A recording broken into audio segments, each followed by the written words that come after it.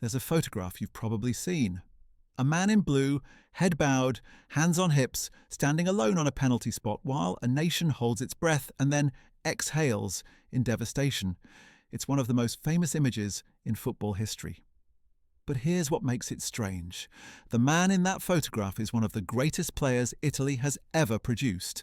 A forward who carried his country through impossible matches, who scored goals that seemed to defy physics and logic, who played with a kind of grace that made you forget you were watching a sport and not a ballet.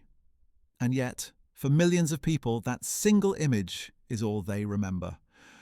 Roberto Baggio didn't just miss a penalty in the 1994 World Cup final. He became that miss. The question isn't what happened in that moment, it's what happened to everything that came before it and why we let one snapshot erase a decade of brilliance. To understand what was lost, you have to go back to the beginning of the 1990s, when Italian football was still the centre of the world. Serie A was the richest, most glamorous league on the planet. The best players from every continent came to Italy. Maradona was in Naples, Van Basten was in Milan, Gullit, Rijkaard, Matthäus. They were all there, and in the middle of it all was Roberto Baggio, a player who didn't fit the mould of Italian football but somehow became its most beloved figure. He wasn't a target man, he wasn't a defensive midfielder grinding out results. He was an artist. He played with his head up, always looking for the impossible pass, the audacious dribble, the curling shot that would bend into the top corner while the goalkeeper stood frozen. He wore his hair in a ponytail, which was unusual enough in early 90s Italy to become a cultural marker. Kids across the country started growing their hair long just to look like him. He was different, and that difference made him magnetic. But Baggio wasn't just style, he delivered when it mattered. In 1993, he won the Ballon d'Or and FIFA World Player of the Year. He'd led Juventus to the UEFA Cup, scoring in both legs of the final. He was the kind of player who could take over a match on his own, and he did it repeatedly. The Italian media called him Il Divin Codino, the divine ponytail. It was a nickname that captured both his elegance and his almost spiritual presence on the pitch. There was something otherworldly about the way he moved, the way he seemed to have more time than everyone else. Defenders would close in on him and he'd shift his weight, drop a shoulder, and suddenly he'd be gone, gliding past them like they weren't there. He wasn't the fastest player, but he had a kind of rhythm that made speed irrelevant. He played football the way a jazz musician plays a solo, improvising, responding to the moment, finding beauty in the unexpected. By the time the 1994 World Cup came around, Baggio was carrying an injury. His hamstring had been bothering him for weeks, and there were doubts about whether he'd even be fit to play. Italy's manager, Arrigo Sacchi, had built a team around pressing and collective movement, a system that didn't naturally suit Baggio's individualism. There was tension.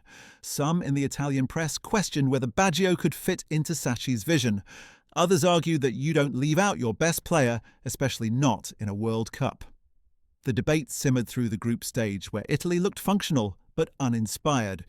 They drew with Mexico, scraped past Norway, beat the United States.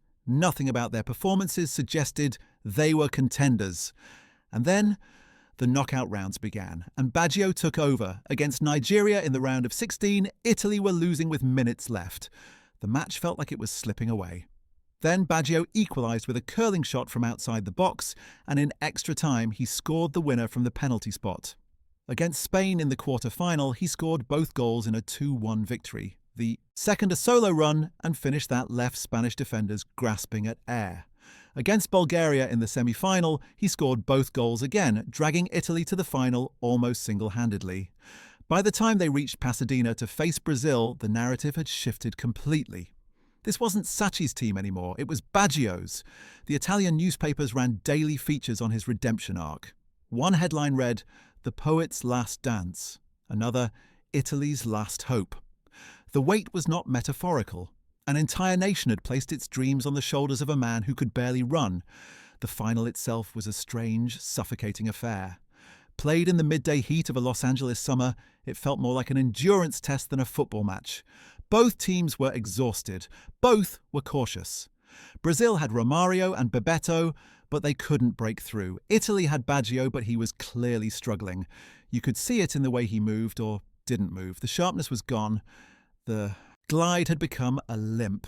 He'd been given pain-killing injections just to get on the pitch, and every step looked like it cost him. For 90 minutes, then 30 more, the two teams circled each other, probing, retreating, waiting for a mistake that never came. The match ended 0-0. For the first time in World Cup history, the final would be decided by a penalty shootout. Italy went first. Franco Baresi, the captain, the man who had missed only one penalty in his entire career, stepped up and skied it over the bar. Brazil's first taker, Marcio Santos, also missed. Then Albertini scored. Romario scored. Ivani scored. Branco scored. Massaro stepped up for Italy and missed, saved by Taffarel. Dunga scored for Brazil. Now it was 3-2. If Brazil scored their next penalty, they'd win the World Cup. Daniele Massaro had already missed. Baggio had to score or it was over. He placed the ball on the spot, stepped back and paused. The Rose Bowl was silent in the way only a stadium of 94,000 people can be silent, a kind of collective held breath that feels heavier than noise. Baggio's face was blank, not tense, not anxious, just blank. He ran up, struck the ball and sent it sailing over the crossbar. He stood there for a moment, hands on his hips, head bowed, and the image was captured. Brazil celebrated. Italy stood frozen. And in that instant, everything Baggio had done to get his team to the final was erased. The Italian media turned on him almost immediately. The same newspapers that had called him the divine ponytail now ran headlines asking how he could have missed. Some were cruel. Others were just confused, as if they couldn't reconcile the player they'd watched for 3 weeks with the man who'd skied a penalty in the biggest match of his life. Baggio himself said almost nothing. In the immediate aftermath, he walked off the pitch in silence, his face still blank, his body language giving nothing away. Later, much later, he would say that the miss haunted him for years, that he replayed it in his mind over and over, wondering if he should have struck it differently, placed it differently, not taken it at all. But at the time, he offered no excuses. He didn't blame the injury, didn't blame the pressure, didn't blame the heat or the exhaustion. He just accepted it. What's strange is how quickly the narrative solidified. Within days, Baggio's miss became the story of the final, not the fact that Baresi and Massaro had also missed, not the fact that Italy had been outplayed for much of the tournament and had only reached the final because Baggio had carried them there. The image of him standing alone on the penalty spot became shorthand for failure, for choking under pressure, for the cruelty of football. It was used in montages, in documentaries, in think pieces about the psychology of penalty shootouts. And over time, it began to eclipse everything else. People forgot the goals against Nigeria, against Spain, against Bulgaria. They forgot the Ballon d'Or, the UEFA Cup, the decade of brilliance at Juventus and Milan and Inter. They remembered the miss. Baggio kept playing for another decade. He moved to Bologna, then Brescia, then Inter, then back to Brescia. He scored over 300 career goals. He played in 3 more World Cups. But he was never quite the same in the public imagination. The miss had rewritten his legacy. In Italy, there's a phrase, il rigore di Baggio, Baggio's penalty. It's used to describe a moment of failure that defines someone, a single mistake that becomes larger than a lifetime of achievement. And that's what happened. The penalty became Baggio, and Baggio became the penalty.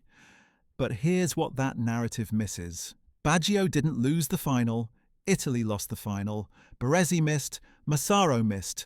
The team had been outplayed, they'd been lucky to get as far as they did, and the only reason they were in the final at all was because Baggio had scored 5 goals in 3 knockout matches while playing on one leg.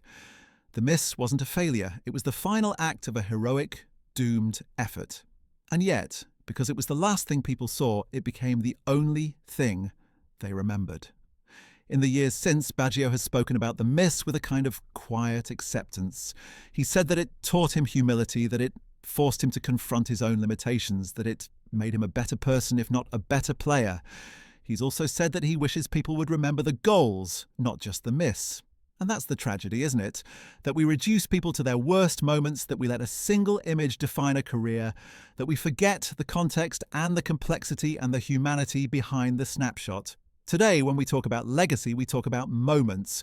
We talk about Zidane's headbutt, about Gerrard's slip, about Ramos's red cards. We compress entire careers into highlight reels and lowlight reels, and we forget that football is played over decades, not seconds.